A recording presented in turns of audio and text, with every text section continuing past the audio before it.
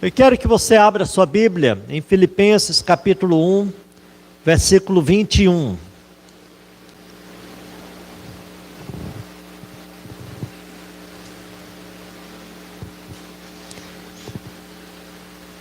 Nós estamos estudando esse versículo que traz verdades profundas aos nossos corações.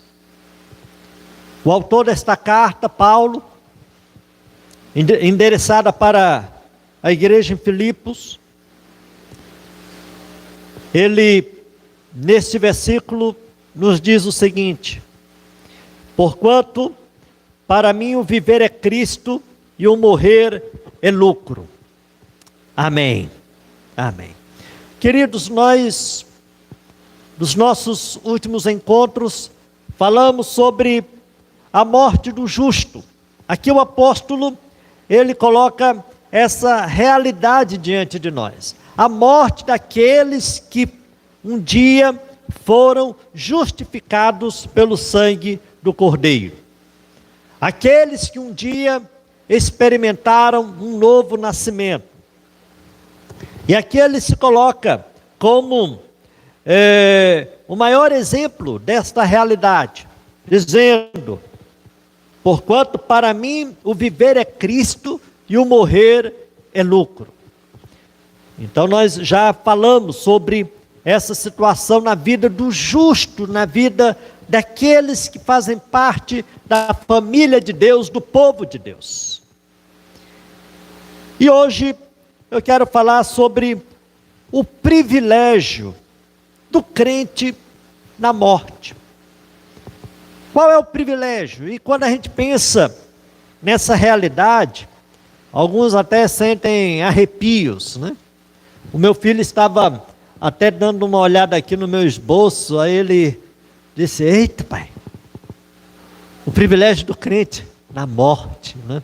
Então, é uma situação que a gente não quer nem pensar. Embora seja algo certo para todos nós, mas aqui, biblicamente falando, irmãos, nós podemos estar descrevendo alguns privilégios que a palavra de Deus coloca para nós. E eu quero trabalhar três privilégios. O primeiro: os cristãos recebem benefícios em sua morte. Segundo, os cristãos são unidos a Cristo em sua morte.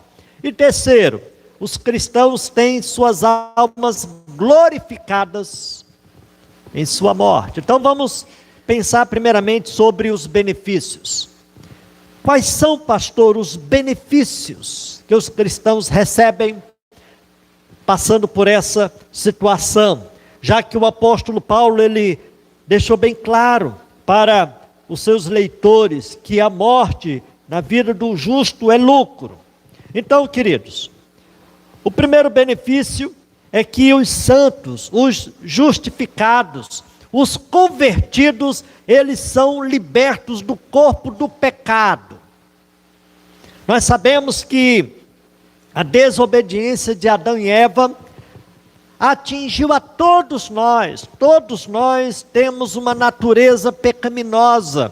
Mesmo que você tenha 5 anos na igreja, 10 anos, 15 anos, 20, 30, 50 anos na igreja, você ainda carrega essa natureza. É claro que o crente, a cada dia, ele é lapidado, ele é transformado, ele é moldado a partir da ação de Deus na sua vida. Eu, a cada dia, tenho experimentado algo novo, tenho crescido, tenho me desenvolvido espiritualmente. Então essa deve ser a dinâmica percebida na vida de cada um de nós. O pastor já falou várias vezes que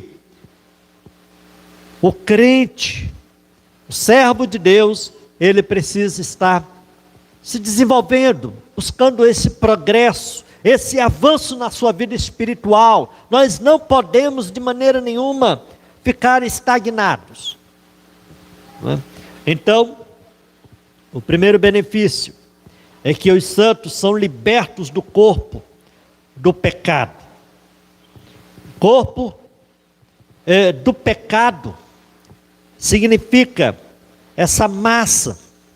Podemos até dizer que significa esse tumor que está na nossa natureza. Então, o corpo do pecado, ele traz esta ferida que tem um odor fétido. Então, nós somos libertos deste corpo do pecado, dessa natureza que não tem nada a ver com Deus, mas que ela precisa, pecado, queridos, ele nos impede de fazer o bem. O apóstolo Paulo, ele experimentava isso na sua vida. Veja que o pecado, ele nos puxa para baixo, enquanto que Deus, ele nos chama e nos puxa para cima, o pecado nos puxa para baixo. Romanos capítulo 7, versículo 19, abra sua Bíblia, por favor, no livro de Romanos, capítulo 7, versículo 19. Vamos ler juntos, irmãos. Romanos capítulo 7, versículo 19. Leiamos. Porque não faço o bem que prefiro, mas o mal que não quero, esse faço. Quem foi que disse isso, queridos? Paulo, o apóstolo Paulo. Ele declarou esse lado pecaminoso que ele carregava em si. Queremos fazer aquilo que seja da vontade de Deus, nós queremos fazer aquilo que Deus, ele espera que façamos, mas essa natureza nos impede, irmãos. Então, o primeiro benefício é esse: nós somos libertos do corpo do pecado. O pecado, queridos, ele é mais ativo em sua esfera de ação do que a graça. Como assim, pastor? Veja que, se nós analisarmos a experiência de Davi, o rei Davi, ele que era um ungido do Senhor, ele que tinha sido escolhido por Deus para liderar o seu povo, no momento de frieza espiritual, no momento que ele estava assim um pouco relaxado espiritualmente, ele pecou. E o pecado dele não foi coisa pequena, foi algo terrível. Queridos, quando nós afrouxamos as nossas disciplinas espirituais, quando nós descansamos, então o pecado ele age e age com muita força. Nós sabemos muito bem o que foi que Davi ele fez. Ele adulterou, ele tramou a morte do esposo de Betseba, ele escondeu, ele fez tudo aos seus olhos perfeito para que ninguém percebesse. Mas ele não lembrava que Deus, ele sabia de todas as coisas. E Deus levantou o seu próprio filho, o profeta Natã, para que estivesse apontando o terrível pecado que Davi, o seu pai, tivera cometido naqueles dias. Então nós temos que ter cuidado. O pecado às vezes domina e faz o santo cativo, queridos. Essa natureza pecaminosa.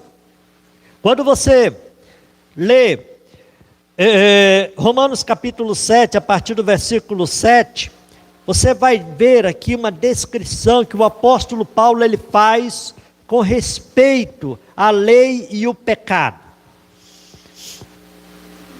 Veja que, a partir do versículo 19, nós já lemos o 19, eu vou ler e vou continuar a leitura, que diz assim: porque não faço o bem que prefiro, mas o mal que não quero, esse faço. Mas, se eu faço o que não quero, já não sou eu quem o faz, e sim o pecado que habita em mim. Então, ao querer fazer o bem, encontro a lei de que o mal reside em mim. Porque no tocante ao homem interior, tenho prazer na lei de Deus. Veja o testemunho que que Paulo, ele dá do seu amor para com a lei de Deus, para contra a lei. Que guerreando contra a lei da minha mente, me faz prisioneiro da lei do pecado que está nos meus membros. E ele diz: desventurado homem que sou, quem me livrará do corpo desta morte? Graças a Deus por Jesus Cristo, nosso Senhor, de maneira que eu, de mim mesmo, com a mente sou escravo da lei de Deus, mas segundo a carne, da lei do pecado. Então o pecado às vezes domina o santo, o torna cativo. É por isso que nós, queridos, devemos estar nos fortalecendo cada vez mais espiritualmente. Porque o inimigo, ele quer um descuido da nossa parte para que a gente venha a cair, a tropeçar. O pecado contamina a alma do cristão. O pecado nos debilita, desarmando nossa força, irmãos. Veja que, voltando para o exemplo de Davi, veja que quando ele pecou, ele sofreu consequências terríveis por causa do pecado. Ele estava definhando espiritualmente, ele já tinha perdido a alegria pela salvação do Senhor. Não havia mais aquele louvor em seus lábios. E nós sabemos que Davi foi um grande músico, um grande compositor de cânticos. O livro dos Salmos, que contém 150 canções, dessas 150, 75 foram compostas por Davi, irmãos. E aquele homem, quando ele reconhece o que ele tivera feito, aquele homem se quebranta, ele se volta para o Senhor, ele ora, ele se derrama na presença dele, exatamente porque o pecado tivera lhe tirado o ânimo, lhe tirado suas forças, seu desejo de estar tendo essa intimidade com o Senhor. Então, esse é o grande benefício que nós teremos, irmãos. Seremos libertos do corpo do pecado. Porque o pecado, irmãos, ele não para de atuar contra nós. Abra sua Bíblia no livro de Gálatas, capítulo 5.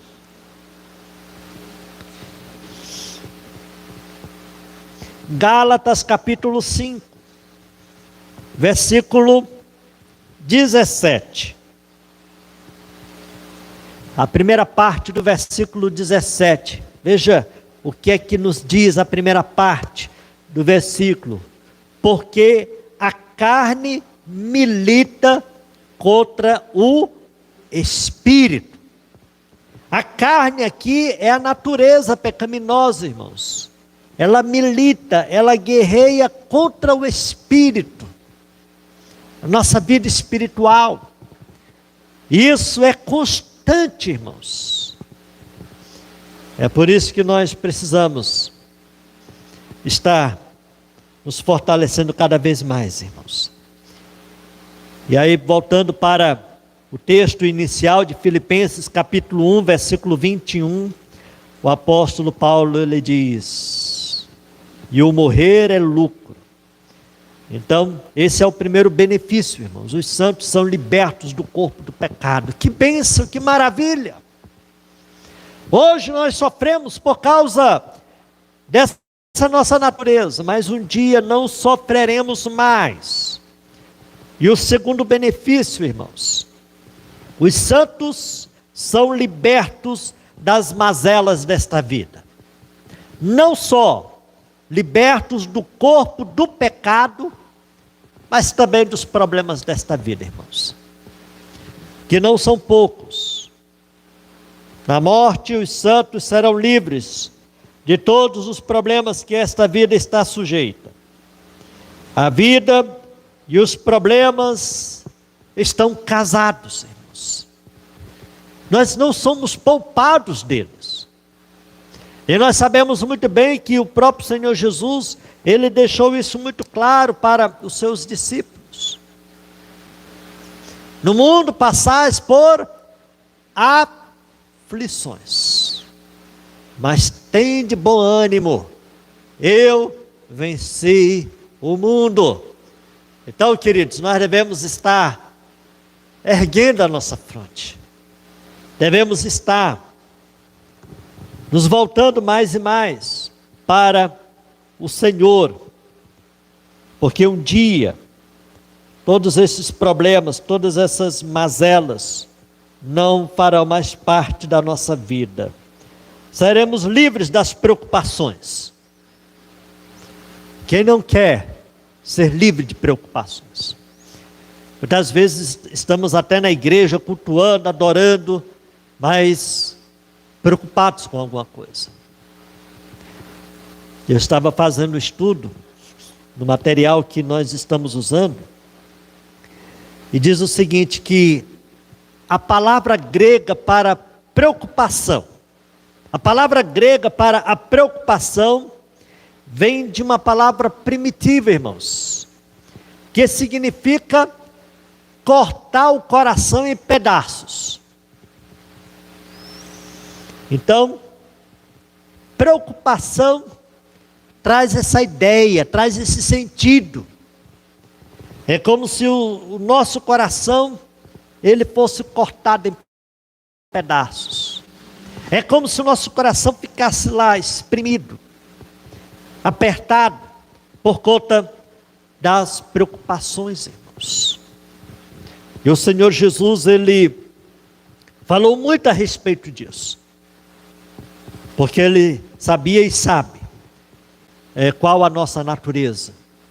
Sabe muito bem que todos nós estamos sujeitos a essas preocupações, irmãos. Então nós seremos livres delas. Seremos livres do medo. O medo é o arrepio da alma. Vamos abrir na primeira carta de João, capítulo 4.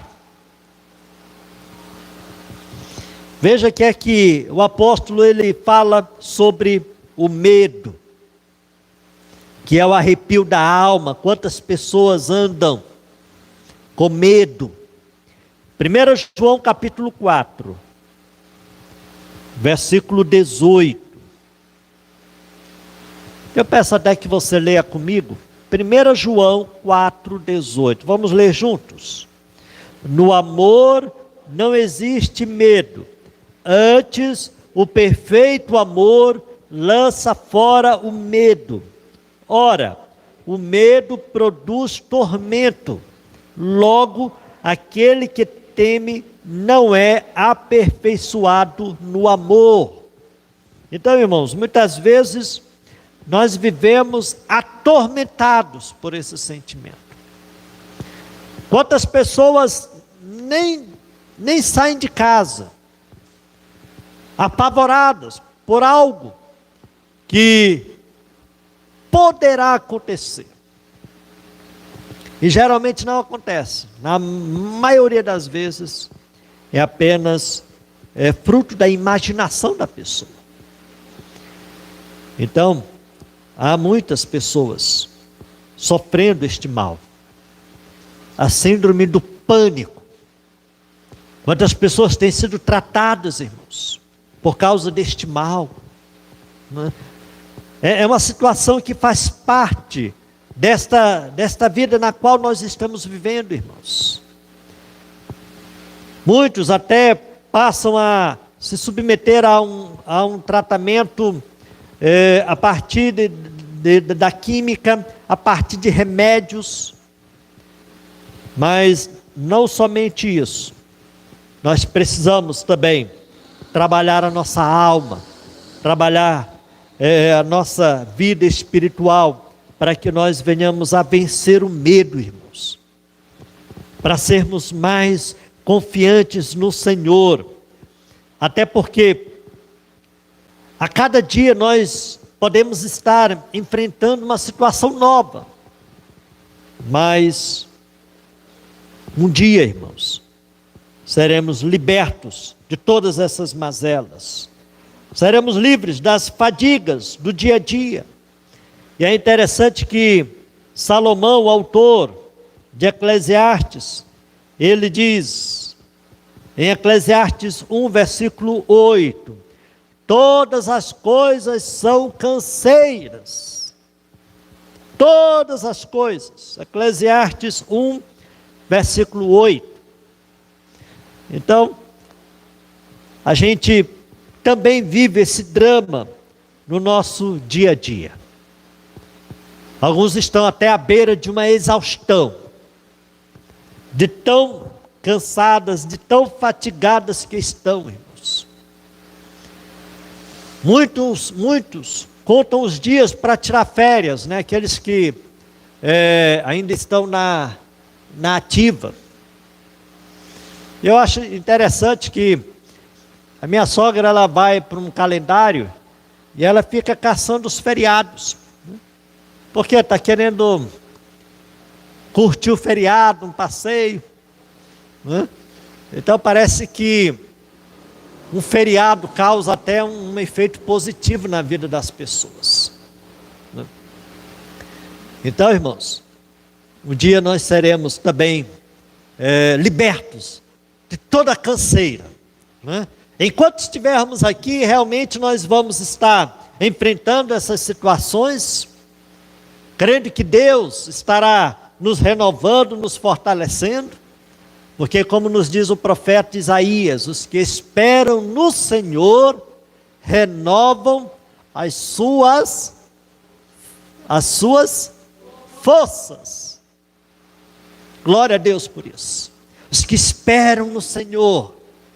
Então, irmãos, é no sentido de confiarmos no Senhor, é no sentido de colocar no Senhor a nossa esperança, é no sentido de estarmos dependendo do Senhor. Deus é aquele que vai à nossa frente, Deus é aquele que guerreia por nós.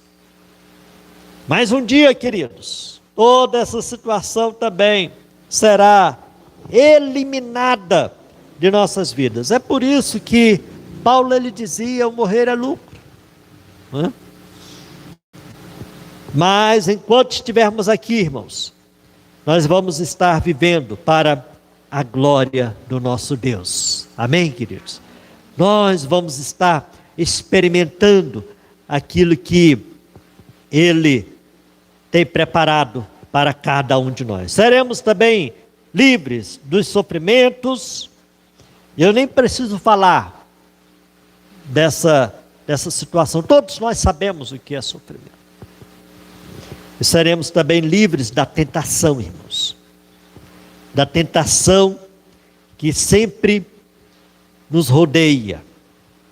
Embora Satanás seja um inimigo vencido, é um inimigo que ainda está ao nosso derredor, irmãos. Eu quero ler a última passagem com os irmãos, 1 Pedro, capítulo 5.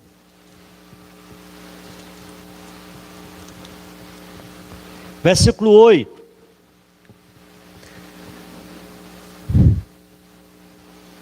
É a última passagem que eu quero ler aqui nesse estudo. 1 Pedro, capítulo 5, versículo 8. Vamos ler juntos, irmãos. Sede sóbrios e vigilantes. O diabo, vosso adversário, anda em derredor, como leão que ruge, procurando alguém para devorar. Irmãos, a graça tira os cristãos do domínio do pecado, mas somente pela morte são libertos da tentação do diabo, irmãos. Só nesse dia, realmente nós estaremos sendo livres da tentação, porque Ele está ao nosso derredor. Então, queridos, como nos diz o começo do versículo 8, sede sóbrios e vigilantes.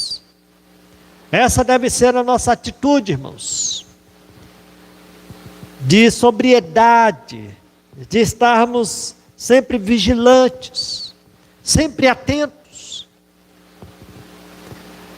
buscando ter uma cosmovisão cristã das coisas, para nós reagirmos como cristãos diante das tentações que vão surgindo ao nosso redor. Então temos que ter cuidado.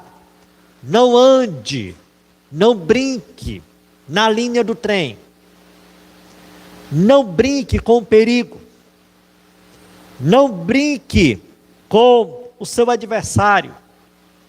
Pelo contrário, devemos estar sempre vigilantes, devemos sempre estar evitando determinadas situações, devemos sempre estar evitando determinadas redes sociais, determinados sites, determinados programas. Irmãos, eu tenho ficado assim, estarrecido com a produção de filmes nocivos à família, às crianças, aos jovens. Tem um filme que já está sendo censurado, que foi até colocado na Netflix. Veja o tema do filme: como ser o pior aluno de sala de aula. Esse filme está sendo muito debatido, porque é terrível, terrível. Pais, tenham cuidado com os filmes que os seus filhos têm assistido. Eu nem vou tecer comentários, mas chamou até a atenção do ministro da Justiça, porque é um filme terrível, que até apoia a pedofilia. Então são crimes que muitos desses filmes estão propagando, irmãos. Então temos que ter muito cuidado, né?